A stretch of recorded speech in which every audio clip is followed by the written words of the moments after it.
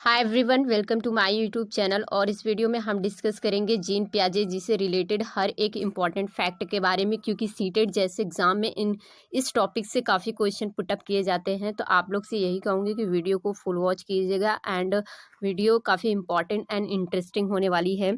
तो वीडियो के एंड में कमेंट बॉक्स में कमेंट करके आप बताइएगा ज़रूर कि वीडियो कैसी लगी। तो चलिए स्टार्ट करते हैं हम अपना ये टॉपिक। सबसे पहला पॉइंट देखिए इनके बारे में। सबसे पहला पॉइंट है कि ये स्विट्जरलैंड के रहने वाले एक रचनावादी मनोवैज्ञानिक थे। यह रचनावादी मनोवैज्ञानिक थे, यानी यह क्या एक कंस्ट्रक्टिविज्म साइकोलॉजिस्ट थे। और कहाँ के रहने वाले थे? स्विट्जरलैंड के रहने वाले थे। नेक्स्ट पॉइंट देखिए। नेक्स्ट पॉइंट कह रहा है कि इन्होंने कहा कि बच्चा जैसे जैसे परिपक्व होता जाता है वैसे वैसे ही उसका विकास होता जाता है। यानी बच्चा जैसे जैसे मेच्योर होता जाएगा, जैसे जैसे मेच्योर होता जाएगा वैसे वैसे उसका डेवलपमेंट होता जाएगा। इन्होंने मेच्योरिटी को, यानी जो हमारा बायोलॉजिकल होता है उसके बारे में इन्होंने बताया कि बच्चा जैसे जैसे परिपक्व होगा वैसे वैसे उसका डेवलपमेंट होगा। एंड थर्ड पॉइंट इन्होंने सबसे पहले जो मोरल डेवलपमेंट ऑफ थ्योरी थी, सबसे पहले किसने दिया था? तो सबसे पहले हमारे जीन पियाजे जी ने ही दिया था। उसके बाद इस नैतिक सिद्धांत पर किसने काम किया था? कोलबर्ग जी ने किया था। तो फ्रेंड्स याद रखिएगा, सबसे पहले किसने दिया था नैतिक विकास का सिद्धांत किसने दिया था? तो वो है हमारे जीन पियाजे जी। एंड उसके बाद हमारे जो कोलबर्ग नामक जो मनोवैज्ञानिक हैं उन्होंने इस सिद्धांत पर कार्य किया।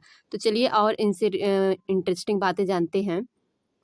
देखिए इन्होंने कौन सा थ्योरी दिया? सबसे पहला क्वेश्चन तो एग्जाम में यही आता है, इन्होंने कौन सा थ्योरी दिया? तो इन्होंने हमारा संज्ञानात्मक विकास का सिद्धांत दिया, यानी कॉग्निटिव डेवलपमेंट ऑफ थ्योरी के बारे में बताया। इन्होंने बताया मतलब कि हम जितने भी माइंड एक्टिविटी रिलेटेड वर्क करते हैं, जितने भी मानसिक प्रक्रिया करते हैं, वो हमारे संज्ञानात्मक विकास के अंतर्गत आते हैं। इनकी थ्योरी कौन सी है? कॉग्निटिव डेवलपमेंट ऑफ थ्योरी, संज्ञानात्मक विकास का सिद्धांत।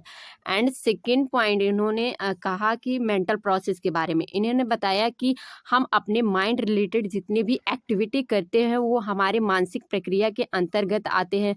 हम अपने डेली रूटीन में हर वर्क, जितने भी वर्क करते हैं वो माइंड रिलेटेड वर्क करते हैं। तो इन्होंने मेंटल प्रोसेस के बारे में बताया। एंड थर्ड पॉइंट क्या है कि थिंकिंग। इन्होंने अपनी थ्योरी में थिंकिंग को, थॉट को ज़्यादा से ज़्यादा इम्पोर्टेंस दिया। इन्होंने कहा कि बच्चे के अंदर सबसे पहले क्या होता है? बच्चे के अंदर सबसे पहले थॉट आता है, सबसे पहले थॉट आता है एंड देन लैंग्वेज आता है, उसके बाद भाषा आता है, उसके बाद क्या आता है? उसके बाद ही भाषा आता है। तो इन्होंने सबसे पहले बताया कि बच्चे के अंदर थॉट आता है, उसके बाद लैंग्वेज आता है। याद रखिएगा क्योंकि एग्जाम में यहाँ से क्वेश्चन बनते हैं।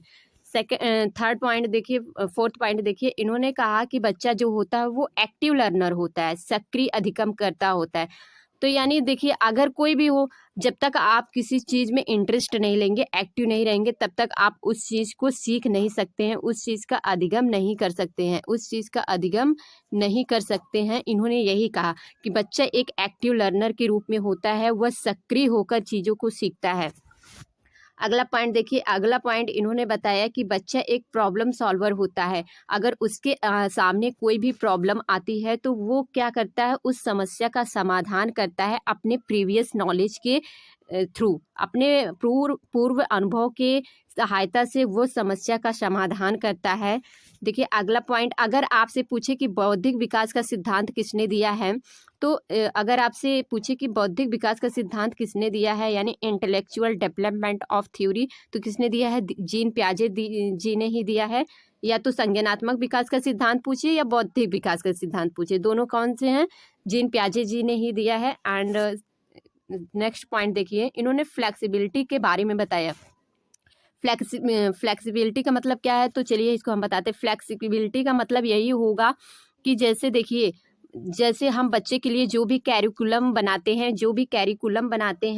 जो भी उसके उससे रिलेटेड, बच्चे से रिलेटेड हम पाठ्यक्रम बनाते हैं तो वो उसमें फ्लेक्सिबिलिटी होनी चाहिए, लचीलापन होना चाहिए, बच्चे के इंटरेस्ट के अकॉर्डिंग होना चाहिए, बच्चे के एज के अकॉर्डिंग, बच्चे की कैपेसिटी के अकॉर्डिंग होनी चाहिए, क्योंकि हर बच्चा समान नहीं होता, हर बच्चे का इंटरेस्ट अलग होता है, एंड उसकी एज अलग होती है। तो बच्चे के एज के अकॉर्डिंग, इंटरेस्ट के अकॉर्डिंग एंड उसके कैपेसिटी के अकॉर्डिंग कैरिकुलम डिज़ाइन किया जाना चाहिए, यानी पाठ्यक्रम बनाना चाहिए। तो इन्होंने ये बात कही। चलिए नेक्स्ट पॉइंट के बारे में बात करते हैं। उन्होंने कहा कि इनको बाल मनोविज्ञान का जनक कहा जाता है। फ्रेंड्स याद रखिएगा, पूछा जाता है एग्जाम में, फादर ऑफ चाइल्ड साइकोलॉजी इन्हें कहा जाता है। क्या कहा जाता है? फादर ऑफ चाइल्ड साइकोलॉजी कहा जाता है।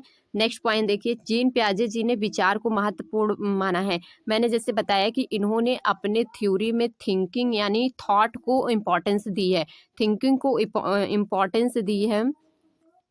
तो अगर एग्जाम में पूछा जाए कि किन्होंने थॉट को यानी विचार को महत्वपूर्ण माना है, तो ये हमारे जीन पियाजे जी ने माना है। और इन्होंने एक बुक लिखी थी, बुक का नाम क्या है? बुक का नाम है बाल चिंतन की भाषा, चाइल्ड थिंकिंग ऑफ लैंग्वेज। इन्होंने इस बुक में ये डिस्क्राइब किया है कि एक बच्चे का थिंकिंग प्रोसेस क्या होता है, एक बच्चा कैसे सोचता है, कैसे माइंड रिलेटेड एक्टिविटी करता है। तो इस बुक में इन्होंने मतलब पूरी तरह से एक्सप्लेन किया है, काफ़ी इंटरेस्टिंग बुक है। चलिए अब अगले पॉइंट की तरफ चलते हैं। अगला पॉइंट हमारा क्या है? अगला पॉइंट कहा जा रहा है कि इन्होंने कहा कि बच्चों के अंदर सबसे पहले विचार आते हैं, उसके बाद लैंग्वेज आता है। मैंने जैसे पहले ही बताया कि आपको कि जीन पियाजे जी का मानना था कि बच्चे के अंदर सबसे पहले थॉट आता है, उसके बाद ही भाषा आता है। जबकि इसके जस्ट अपोजिट हमारे जो वाइगोस्की एक मनोवैज्ञानिक है, उन्होंने कहा कि बच्चे के अंदर सबसे पहले भाषा आता है, उसके बाद थॉट आते हैं। तो ये दोनों लोगों में मतभेद था, ये पूछा जाता है काफ़ी कि किन्होंने कहा कि पहले विचार आते हैं बच्चे के दिमाग में, उसके बाद भाषा आता है। तो ये जीन पियाजे जी ने कहा। अगर पूछे कि किन्होंने कहा कि सबसे पहले बच्चे के माइंड में भाषा आती है, लैंग्वेज आती है, उसके बाद थॉट यानी विचार आते हैं, तो आप क्या टिक करेंगे? वाइगोस्की जी का टिक करेंगे। नेक्स्ट पॉइंट देखिए, नेक्स्ट पॉइंट है कि जबकि वाइगोस्की, सॉरी यहाँ गलती हो गई, यही बताया मैंने आपको कि वाइगोस्की उसकी जीने का कि बच्चों के अंदर, ये पॉइंट गलत हो गया है, देखिए।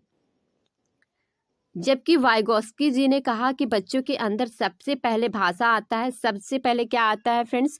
सबसे पहले भाषा आता है, सबसे पहले भाषा आता है, उसके बाद ही विचार आते हैं। तो ये मैंने आपको बताया अच्छे से। तो नेक्स्ट पॉइंट देखिए, इन्होंने कहा, सॉरी, हाँ देखिए नेक्स्ट पॉइंट क्या है? इन्होंने कहा कि प्रत्येक बच्चे का विकास 4 अवस्थाओं से होकर गुजरता है। इन्होंने कहा कि प्रत्येक बच्चे का जो डेवलपमेंट होता है वो 4 स्टेज के अकॉर्डिंग होता है, 4 स्टेज से ही क्रॉस होता है।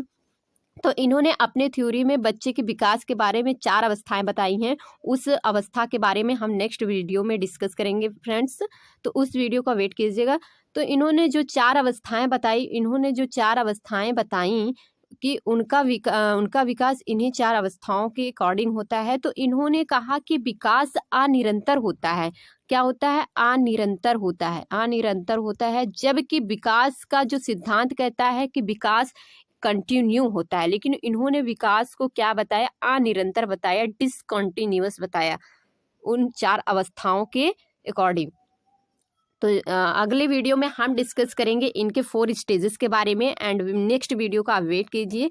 तब तक आप अपनी स्टडी को कंटिन्यू रखिए। अगर वीडियो आपको अच्छा लगा तो वीडियो को लाइक एंड हमारे चैनल को सब्सक्राइब कीजिएगा। And thanks for watching my videos.